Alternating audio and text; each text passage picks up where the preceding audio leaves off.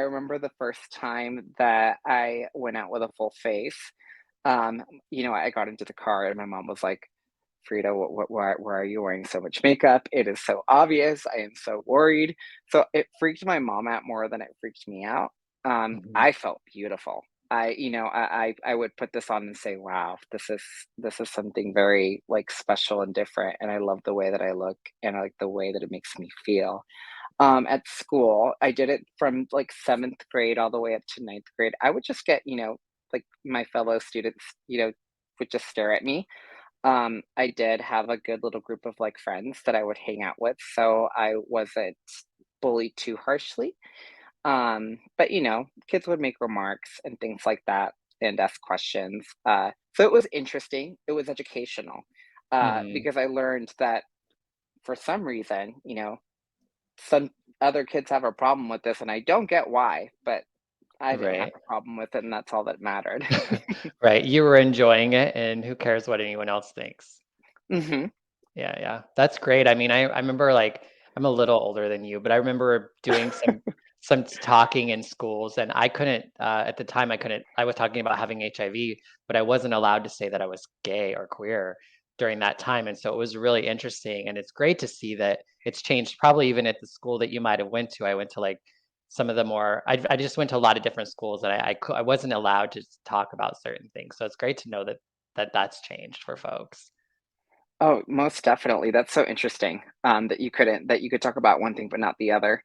And it's in that sense of like, "Oh, we just, we wanna make sure that we're, protecting everyone and morals and things like that," and it's like, today, it's like, "No, we do exist, there are queer people," you know? Right, We're right. here. Mhm. And How like interesting. right? Well, and with your experience as a younger person, do you think that was related to your I know you identify as, she, they, you mentioned that earlier that you're Mhm, mhm. so do you feel like that your makeup expression of that was about your sexual orientation or more of your gender? Or what was your experience with that at your time that time of your life? At that time of my life, I it was definitely more about my gender, but I didn't know it. Mhm.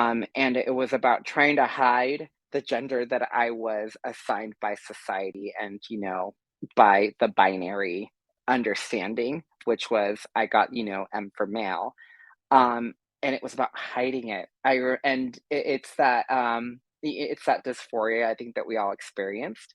Yeah. So I was like, oh gosh, I have to cover this 5 o'clock shadow because I was, 12, 13, 14. That's still pretty young. And then hitting puberty, you're just like, oh my goodness.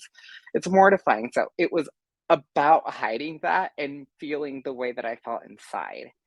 I just didn't know that it was about my gender because, growing up Mexican with immigrant parents and not a lot of resources, that's not something that I knew existed. I didn't know that there was something that I could identify with, and Mhm. it took, until my, until my college years for me to understand and learn about that there was somewhere that I fit and that what I was doing back then was okay. And it was really liberating because it almost feels like I had to conform afterwards. So I stopped wearing makeup and, doing all of that once I got into high school because I Mhm. was more accepted as male mask presenting. Obviously, I still didn't act like it or sound like I do right now.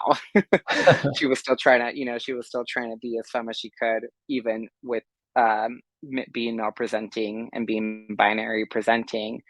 Um, and it's been a gift to come back to it today. So I'm glad that it happened the way that it did because I wouldn't be so sure of my gender identity today and of who I am today. So I'm Mhm. grateful for it. Yeah, yeah, I totally relate to that. I feel like I knew I was effeminate and all these sorts of things, and I thought that meant that I was gay, like I was a gay man, and like being a Mhm. gay man, then I could be more effeminate and have these sorts of things. And Mhm. a lot of it Mhm. was is I just had no context. I didn't know. And because I think I lived in that gay box for so long, it didn't really allow me to, or because I saw myself as that gay man, I didn't quite go there in like my gender expression. And I just couldn't go there because I was stuck in that box that even wasn't straight, it was still just not, it wasn't, yeah, box. It wasn't the right box, I guess. It was a limited it was a box of limited accessories.